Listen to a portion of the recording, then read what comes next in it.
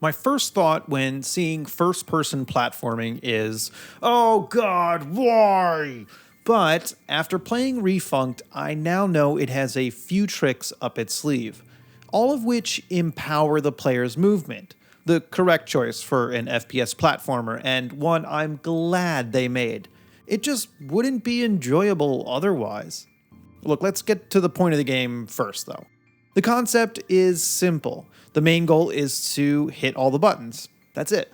New buttons appear after hitting the old one, so you just have to keep moving. Sometimes the buttons are very obvious, and others are a bit more hidden, like underwater platforms or kind of stuff.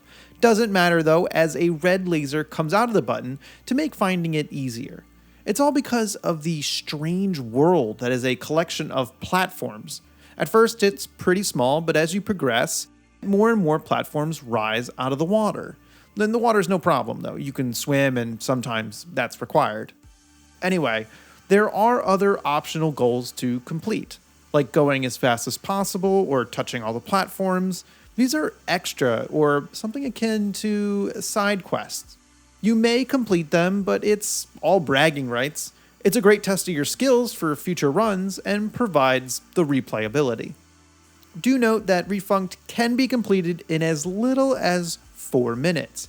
Now, that's not something you're going to do on your first time through, though. Also, if you don't want to speedrun, you don't have to. Refunct lets you do as little or as much as you want. Maybe you do want to go as fast as possible, or maybe just touch all the platforms, or go as fast as possible and touch all the platforms, and collect all the cubes. You get the point. I love how nonchalant this game is.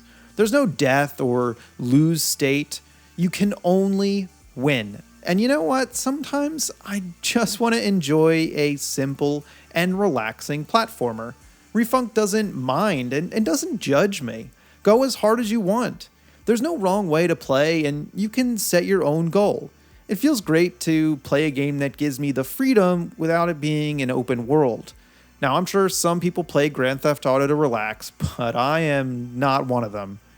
So what makes the platforming great? It's mainly how forgiving it is. Jumping feels light and airy, which gives you the maximum opportunity to adjust. It might not sound like what you want, but trust me, it is.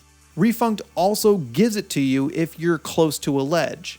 And what I mean is that if you're pretty close to the edge, the game will just let you climb up a little bit, like you're clawing your way on top of the platform.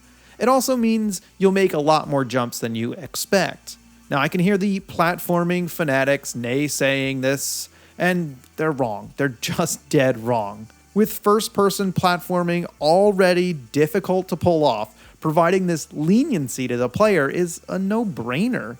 Making the player frustrated is a quick way to get them to stop playing. Anyway, the game also lets you boost yourself by jumping at the end of an elevator for even more height. It's required on certain platforms, and it's just fun.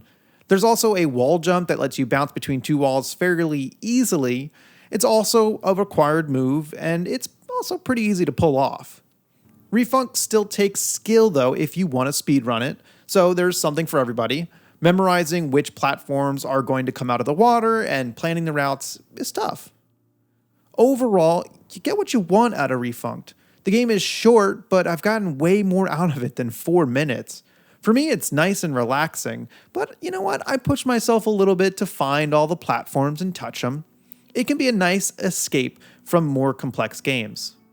Thanks for watching. Hey, thanks for watching, and I hope you help me out by either subscribing to the YouTube channel or following the Steam Curator page. Thanks.